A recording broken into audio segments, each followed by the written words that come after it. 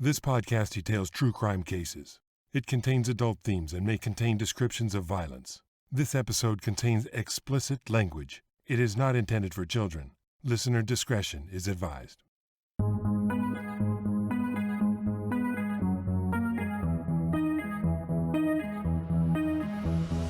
Thank you for joining me for today's episode of Once Upon a Crime. In this month's series, Resorting to Murder, I share cases proving that murder never takes a holiday. This week's case tells the story of a rocky mother-daughter relationship, a fight over an inheritance, and a cold-blooded murder that occurred at a luxury resort. Was the murder of socialite Sheila von Wiese-Mack the desperate act of an abused child, or spurred on by an entitled young woman's greed? This is the story of Heather Mack and the body in the suitcase.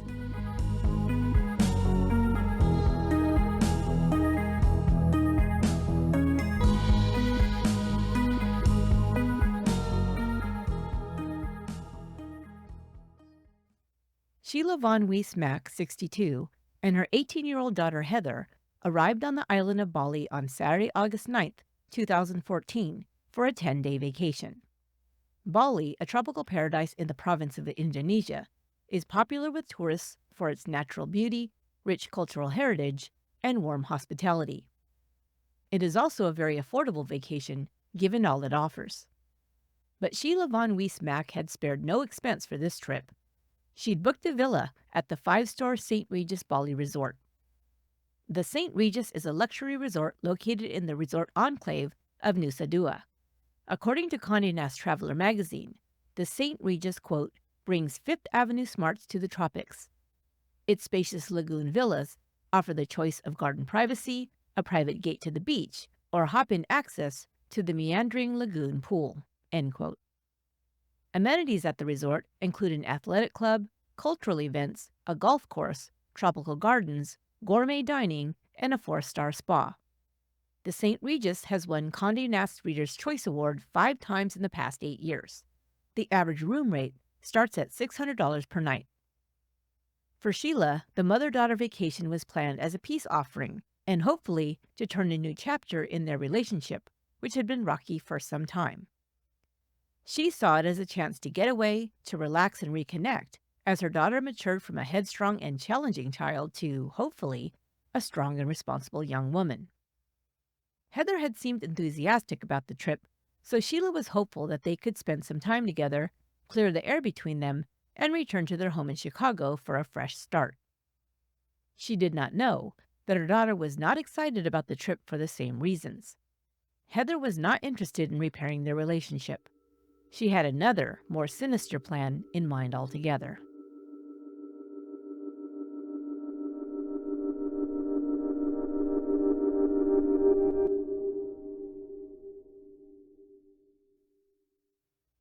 Lois Heather Mack was born in Chicago, Illinois in October 1995 to James L. Mack and his wife, Sheila von Wiese-Mack. James Mack was a professional musician of some renown. He was equally talented as a jazz musician, classical orchestra conductor, composer, arranger, and producer. He produced over 60 albums for artists including Nancy Wilson and Tyrone Davis. Sheila von Wiese, originally from Minneapolis, Minnesota, and raised in Grosse Pointe, Michigan, majored in political science at Simmons College in Boston.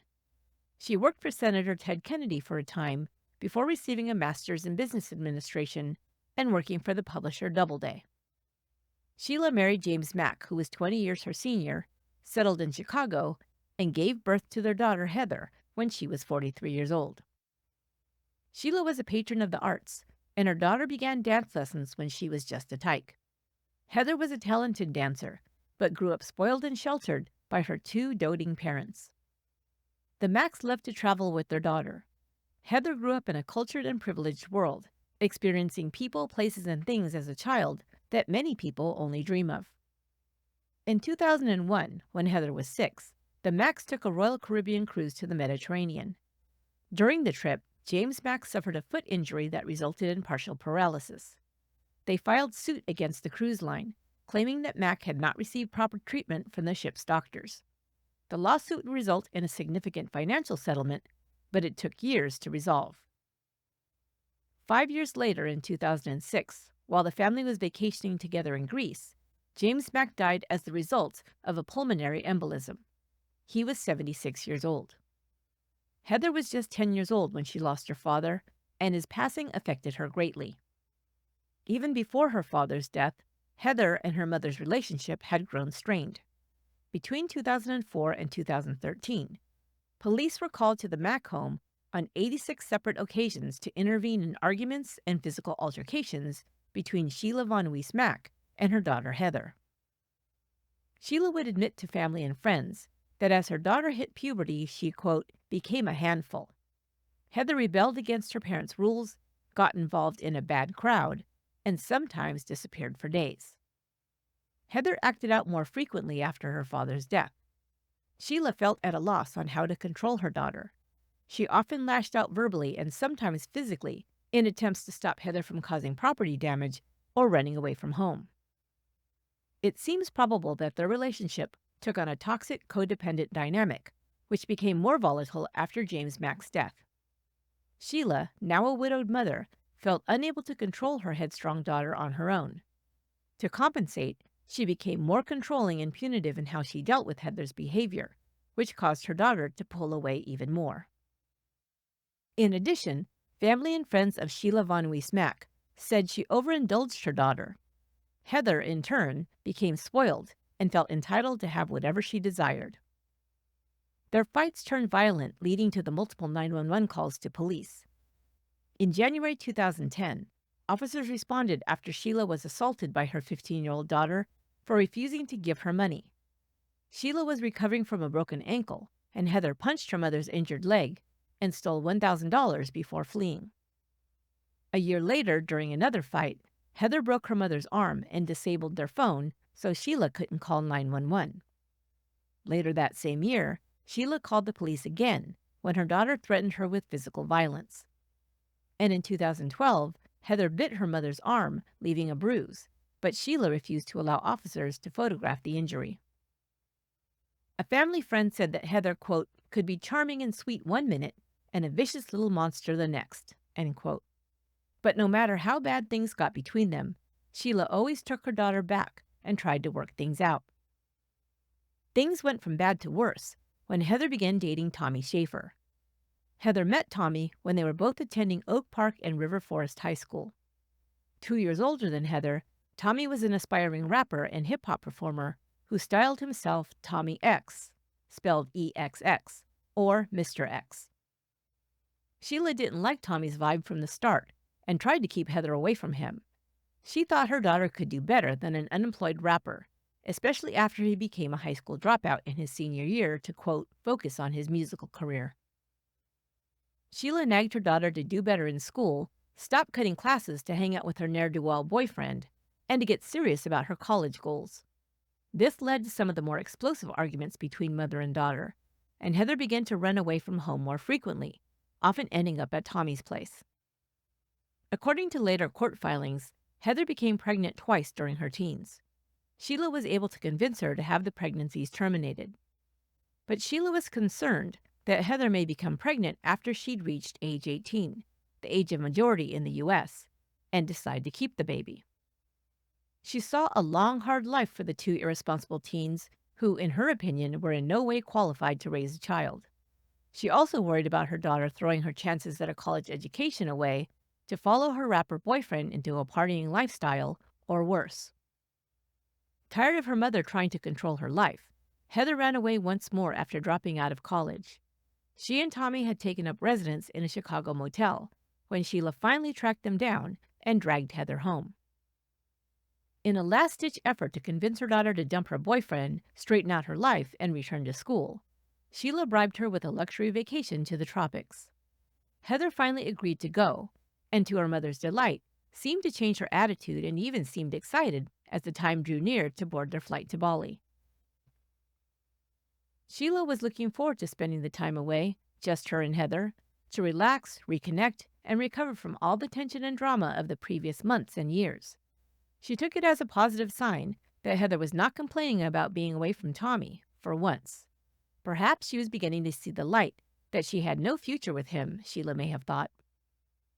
But Heather had no intention of breaking up with Tommy. Unbeknownst to her mother, she was expecting him to follow her to Bali. Heather had used her mother's credit cards to purchase her boyfriend a $12,000 business class ticket to the island. He arrived 2 days after Sheila and Heather on Monday, August 11th.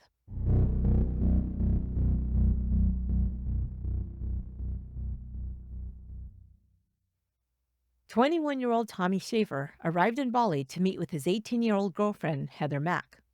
Mack had traveled to the island with her mother, Sheila von Wiese-Mack. Sheila was unaware that Schaefer had been invited by her daughter. On the morning of Monday, August 11th, 2014, CCTV footage at the hotel recorded video of Schaefer and Heather's mother arguing in the lobby of the St. Regis. 2 days later, on Wednesday, August 13th, Heather Mack and Tommy Schaefer hailed a cab in front of the hotel. When the cab driver pulled up to his fare, he saw a young couple looking somewhat disheveled and in a hurry, wheeling a large suitcase. The couple struggled to place the suitcase into the trunk of the cab. It was large and unwieldy, but when the driver offered to help, they refused his assistance. Becoming suspicious, the driver instructed the couple to open the suitcase. He suspected it may contain drugs, and he didn't want any part of it.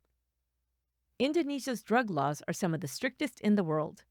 More than 70% of the country's prison population are incarcerated on drug charges and often receive lengthy sentences. Drug smugglers can receive the death penalty. When the driver insisted on seeing the contents, the couple dropped the suitcase into the taxi and fled. The driver called the authorities after noticing liquid seeping from the bag. When the police arrived and opened the suitcase, they found the partially nude and bloody body of Sheila von Wiese-Mack. She had been bludgeoned in the head and face. The couple who'd fled were identified as her daughter, Heather, and Heather's boyfriend.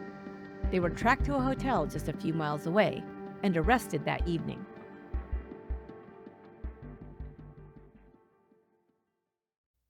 In interviews with police, Heather and Tommy's stories changed several times. They admitted to putting the body in the suitcase, but at first said that robbers had killed Sheila.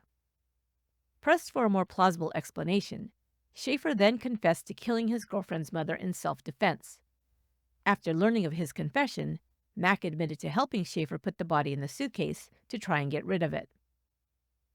Tommy Schaefer and Heather Mack were tried in the Denpasar District Court in Denpasar, Indonesia. They were held in custody pending trial and charged with premeditated murder. They both potentially faced a death sentence by firing squad. Tommy Schaefer agreed to plead guilty. In light of this, prosecutors declined to seek the death penalty. Schaefer claimed he had killed the 62-year-old in self-defense after von Wiese-Mack attacked him upon learning that Heather was pregnant. He said they'd come to the island so they could break the news to Heather's mother together that Heather planned to keep the baby. Heather Mack was indeed pregnant. She gave birth in March 2015 while she was on trial for her mother's slaying. The baby was a girl she named Stella. Heather Mack pleaded not guilty, but she was also shown leniency. A 3-judge panel decided because she had recently given birth, they would not seek the death penalty in her case. Quote, "Her newborn baby badly needs a mother's love and breastfeeding," their verdict read. Schaefer testified at his trial that von Wiese-Mack was angry when she learned about her daughter's pregnancy. He claimed she tried to strangle him and threaten the life of their unborn baby. She had also made a racial slur against him, Schaefer said. He was black and von Wiese-Mack was white. Schaefer said that his girlfriend's mother had often insulted him about his race, something he said he'd never understood. Her husband, James Mack, was also black. Schaefer said he'd once asked her how she could use such racist language when Heather's father was also black. He claimed she'd answered, "Because he was rich and you have nothing." Now facing von Wiese-Mack's insults and rage once again, Schaefer told the court that without thinking, he'd picked up a metal fruit bowl off the table in the hotel room and struck von Wiese-Mack with it several times. Prosecutors described how Heather then assisted Schaefer to cover up the murder by helping him stuff her mother's body into the suitcase. Heather had sat on it to weigh it down enough to shed it before dragging it down to the waiting taxi, according to Schaefer's confession. Prosecutors also provided evidence that the pair planned to kill von Wiese-Mack before they traveled to Bali. They claimed the motive was not an angry confrontation about an unplanned pregnancy, but greed. James Mack, Heather's father, had left his entire estate to his daughter. In a will dated 5 days before his death, Mack made Heather his sole beneficiary, but also provided an income for his wife and made her sole executor of his estate until his daughter reached majority. The estate's value increased in 2011 when the lawsuit against the cruise line was settled for $500,000. However, a judge in Cook County, Illinois, decided to award the $500,000 to Mack's widow rather than add it to his daughter's inheritance. Heather had been battling her mother about this, accusing her of stealing her money. Heather was also aware that she was the sole beneficiary of her mother's estate, which was worth an estimated $2.5 million at the time of von Wiese-Mack's death.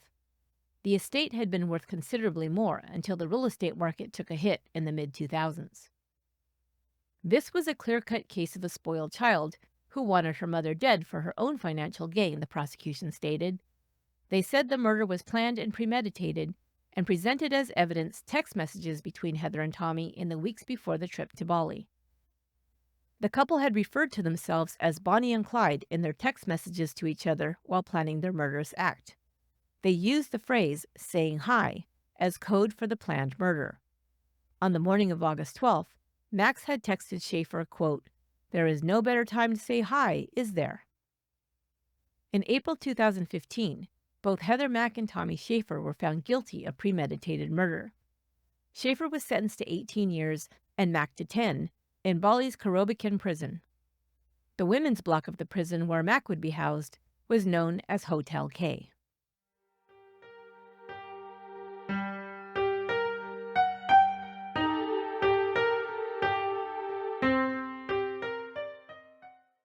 When I first got access to the internet, it was like the Wild West. You never knew what you might stumble upon, which was pretty unnerving, especially since I had young children who were also accessing online games and educational programs. Now with cell phones, children carry the internet at their fingertips. The importance of children's online safety cannot be overstated. Gab's approach to digital safety with their smartphones and watches for kids, teens, and tweens is the solution parents need to keep their children smartly connected. Their devices are designed to provide the necessary communication tools while ensuring a secure digital environment, which can be very reassuring for parents. The absence of social media apps and internet browsers on Gab devices is a significant plus, helping to shield children from potentially harmful content. Gab's devices balance the safety parents need with the features kids want.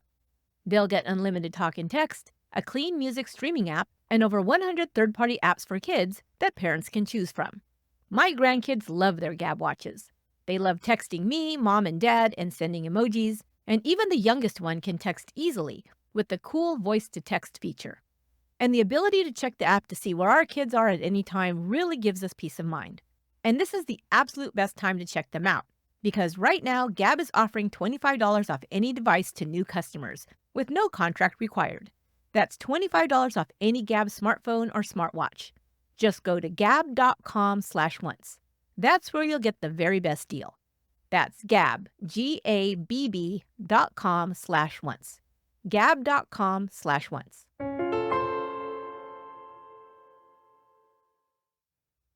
The body in the Suitcase murder became an internationally famous case. It was widely reported that an American socialite was murdered by her teen daughter and an accomplice in one of the most beautiful and serene islands in the world. The fact that the body had been stuffed into a suitcase made headline news in U.S. newspapers and on tabloid television.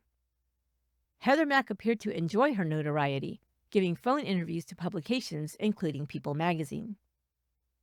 In Bali's Kerobokan prison, female inmates who give birth are allowed to keep their children with them until the age of 2. Stella was living with her mother, who enjoyed additional privileges behind bars as she cared for her infant daughter. In an interview with reporter Johnny Dodd of People magazine in 2015, Heather described her life with her mother as a living hell. She painted von Wiese-Mack as a controlling and domineering mother who smothered her and allowed her no freedom. She also claimed that her mother's behavior became increasingly erratic because of her drinking. Heather said her mother couldn't stand being away from her side and even made Heather sleep in the same bed. The police calls to the home were the result of her mother trying to control her by force, and Heather's attempts to break away from her, she claimed. Quote, I tried to move out of the house multiple times because I couldn't take it anymore, she said. And every time I would try to leave, my mother would call me and send me pictures of herself trying to kill herself, saying, if you don't come back right now, you're not ever going to see me ever again, end quote. Indonesian prisoners are allowed access to social media. Heather Mack took advantage of this privilege by posting videos of her life behind bars online, and even sharing racy photos of herself on social media. Soon after beginning her prison sentence, Heather filed suit to gain access to her $1.56 million trust in Cook County, Illinois. Her maternal uncle became the estate's trustee, and he was determined to keep Heather from profiting from her mother's murder. Citing Illinois' Slayer statute, he argued that his niece should be barred from receiving money from von Wiese-Mack's estate. The statute prohibits a person who unjustifiably causes the death of another to collect on that person's estate. In a letter to the court, Mack stated, quote, with all due respect to her mother, that she believed von Wiese-Mack lied and falsified court documents years earlier to gain control of the inheritance left to her by her father. Quote, may my mother rest in peace, but the fact of the matter is stolen money, Mack wrote in a letter to the judge. A third of the money she was to collect had already been spent on legal fees and investment losses. Mack was denied further access to the funds until the matter was settled in court. As part of the suit, she agreed to drop her claim to the remaining $1 million, which would then be transferred to her daughter Stella. She also wanted it stipulated that Stella receive her inheritance at age 18. Mack requested an unspecified payout to herself as well. Quote, I suggest a lump sum is appropriate. Also, I want my food, health, and support and education to be settled by the time of my release from prison, because I will be Stella's guardian, end quote. Tommy Schaefer had served his time quietly, refusing all interview requests. However, after he learned of Heather's videos and social media posts that showed her partying behind bars and even being allowed to travel to restaurants for meals, he wrote a long letter expressing his side of the story for the first time. Calling his ex-girlfriend and mother of his child, quote, that evil girl that manipulates everything, Schaefer said he was dumbfounded upon learning she was enjoying herself behind bars after the terrible crime they had committed. He also accused her of profiting financially from her mother's murder. In 2017, Heather Mack recorded a bizarre video from prison that she posted on YouTube. In it, she told a different story about her mother's murder. She now confessed that she alone had planned and murdered her mother. Heather said she had murdered her mother not for money, but to avenge her father's death. She claimed she'd learned 2 weeks before their trip to Bali that her mother had murdered her father in Athens and that his death had not been the result of a blood clot. My mother killed my father in a hotel in Athens, Greece. To explain the text messages between herself and Tommy that implicated them both in the murder plot, Heather now confessed that she'd stolen his cell phone and written and deleted texts to herself without his knowledge. If she got caught for the crime, she, quote, didn't want to get arrested alone. She said she trapped her boyfriend by buying him a ticket to Bali, knowing he'd be implicated with her in her mother's death. I regret trapping an innocent person into this because it was my battle. It's my mother. It was my father. Tommy had falsely confessed to authorities that he killed her mother, Heather said, because she had convinced him if he pleaded not guilty and was convicted, he'd be put to death. She said he was only guilty of helping her hide her mother's body. Heather ended the video by apologizing to him and professing her continued love. But in 2019, her story would change once more. This time, she agreed to her first face-to-face interview with New Zealand Herald reporter Ian Lloyd Neubauer. Neubauer had also convinced Tommy Schaefer to grant his first media interview. Tommy, now 28, had become a born-again Christian in prison. He said he'd agreed to speak to Neubauer because it was time to, quote, tell his story to the world. Quote, because once you know the truth, the higher truth, it releases you, and you don't have to worry so much, he began. Schaefer cried as he detailed the events on the day von Wiese-Mack was murdered. Quote, I am guilty of murder, and that is why I am in here. I did it along with Heather, but my reasons for killing Sheila were different to hers. I don't want to sound like a crybaby or a bitch, but I was emotionally tricked. But the truth is, everything was her idea, and I went along with it because I was really fucked up. My life was great until my girlfriend died in a traffic accident on April 17, 2014. I already knew Heather as a friend, but only got with her about 2 months after Rachel died because of how vulnerable I was, Schaefer explained. He admitted that the murder was premeditated. He and Heather had been discussing it for weeks before traveling to Bali. But, he explained, it ultimately happened in the heat of the moment. He described witnessing a fight between mother and daughter as he walked into the hotel room. He said Heather and Sheila were always fighting, but this time it was especially vicious. Quote, I was standing there listening to all the yelling and name-calling, and it all became too much for me. I made a terrible decision, thinking that if I killed Sheila, it would help the situation. I was just trying to set things right, but I know now that isn't our job. That's God's job, Schaefer said through tears. He added, I would give my own life to undo what I did that day. Neubauer asked Schaefer if he believed Heather Mack was still a danger to society. There's no doubt, he said, but I think it's more likely she could kill by neglect, he said, referring to their daughter Stella. He called Heather a huge risk to their child, whom he only saw a few times a year. When asked if he planned to apply for parole, Schaefer said he wasn't focused on that, but on bettering himself. Quote, as long as I'm doing the Lord's work in here and I'm alive, everything is a plus. After Schaefer completes his sentence in Indonesia, he'll be deported back to the U.S. and will likely face charges there. Neubauer asked what Schaefer hoped would happen at that time. He answered, I hope they will give me another chance, but if the government or Sheila's family believes I still have not paid for what I have done, I will accept my punishment. I will not fight them. Neubauer next spoke with Heather Mack, now 24, who was still serving her 10-year sentence at Hotel K.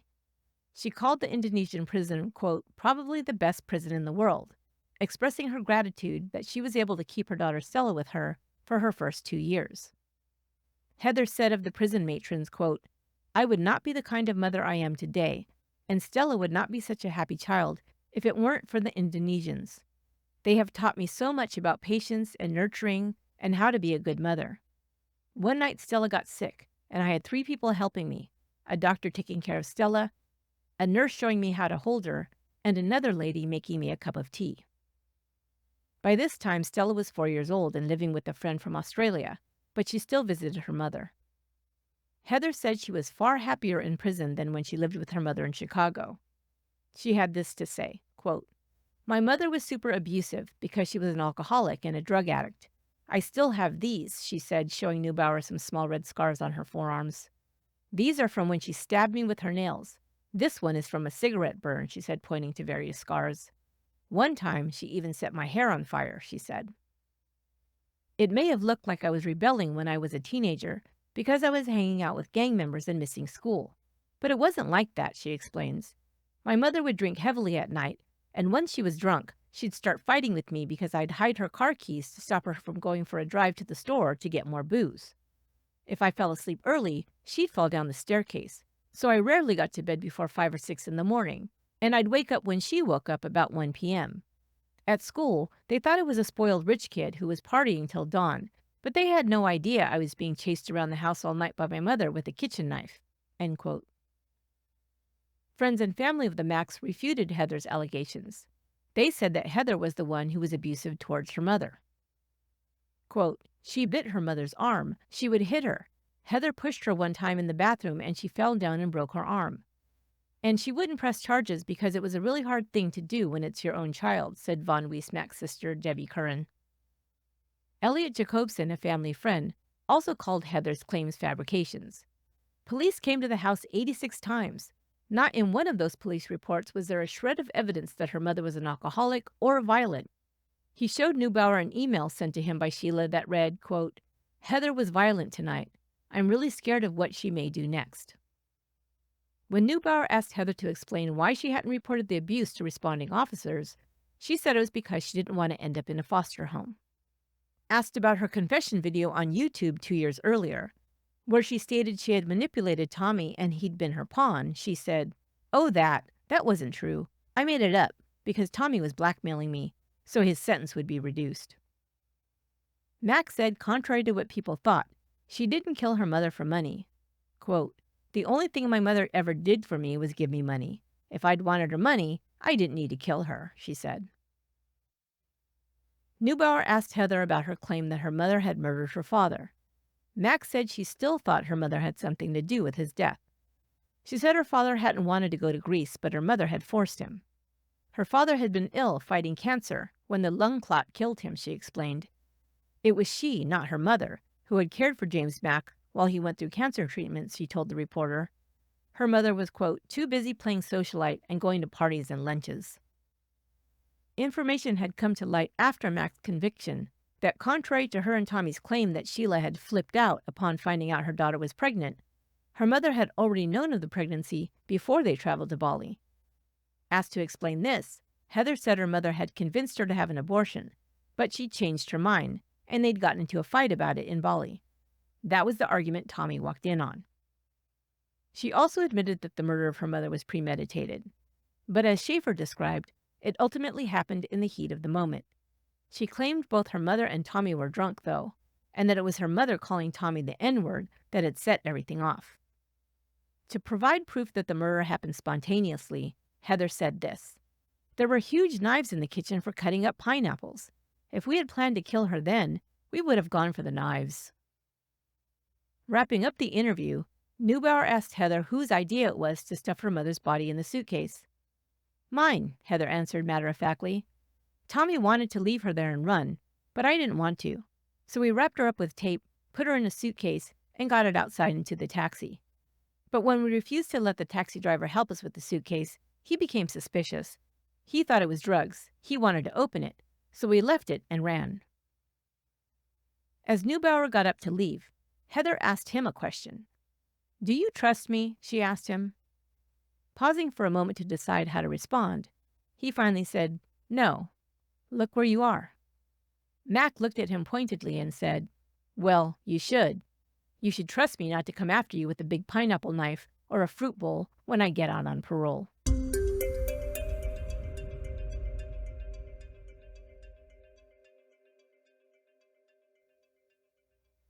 Heather Mack was released from Korobokan Prison on October 29, 2021, at the age of 26, after serving 7 years. She was briefly reunited with her daughter, now 6. Mack spent 5 days in Indonesia's Immigration Detention Center before being deported back to the United States. As her flight landed at Chicago's O'Hare International Airport, FBI agents were waiting for her at the gate. They immediately took her into custody. Mack was indicted in federal court on 2 counts of conspiring to commit murder in a foreign country and 1 count of obstruction of justice. In January 2024, Heather Mack, 28, was resentenced to 26 years for conspiring to commit murder without credit for the time she served in Bali. She could have received a life sentence, but pleaded guilty to 1 count of conspiracy to kill a U.S. national. Federal sentencing guidelines require defendants to serve at least 85% of their sentence before being eligible for release. Mack could spend an additional 19 years behind bars. At her sentencing, federal prosecutors described the murder as vicious and brutal, adding that in her final moments, von Wiese-Mack was, quote, "inhaling her own blood." Ms. von Wiese died a painful death. She suffocated after repeated blows to her face fractured her nasal bone and her jawbone, resulting in an obstructed airway, the indictment stated. Mack was also ordered to pay $262,708 in restitution to her mother's estate and a $50,000 fine. Upon sentencing, she apologized for the first time, saying, "There was no excuse for trying to harm my mother." Mack said becoming a mother helped her understand her own mother. Her daughter, Stella, age 8, is in the custody of Heather Mack's cousin. Stella underwent treatment with a therapist and learned that her mother and father were responsible for the death of her grandmother. Stella has refused to have contact with her mother since learning of her involvement. She's also expressed that she does not want to be raised by her mother. Heather Mack attempted to inherit her mother's $2.2 million estate. A U.S. court denied this, stating that Mack would not receive any property, benefit, or other interest in the estate. Mack's daughter, Stella, was named the sole beneficiary of von Wiese-Mack's estate. Tommy Schaefer is still serving his 18-year sentence in Indonesia, before he, too, will likely face charges in U.S. federal court. In an interview with MSN.com, Shaver described the irony of his situation. Quote, "I used to sit at home watching crime shows on TV with my mom, and I remembered thinking, how is it possible to kill someone? How do they do it? And here I am in jail for a murder in Bali. It seems surreal."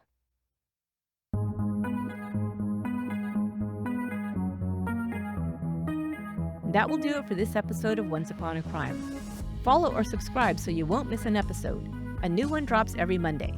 I'll be back next week with another chapter of the series, Resorting to Murder. I hope you'll join me then. Once Upon a Crime is written and produced by me, Esther Sanchez Ludlow.